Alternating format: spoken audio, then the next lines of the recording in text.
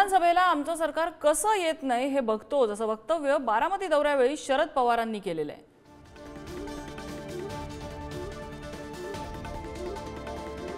बारामती दौऱ्यावरती शरद पवार होते त्यावेळी त्यांनी हे वक्तव्य केलेलं आहे। लोकसभेला केलं तेच काम विधानसभेला सुद्धा करा अशा त्यांनी सूचना आपल्या कार्यकर्त्यांना केल्या आहेत। कालच्या निवडणुकीला काम कसं झालं तसं काम झालं तर राज्य सरकार कसं हातात येत नाही हे होतं।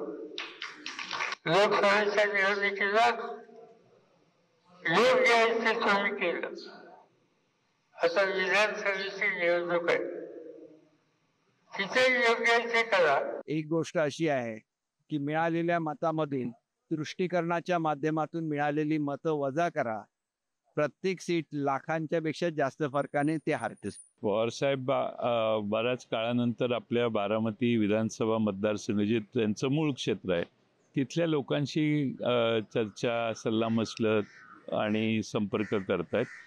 आता शेवटी आम्हाला विधानसभेची तयारी महाराष्ट्रभर करायचीच आहे, त्या पद्धतीनं सर्व मतदारसंघात हे आहे, पण त्यांनी सुरुवात मात्र ते बारामतीपासून केलेली दिसते।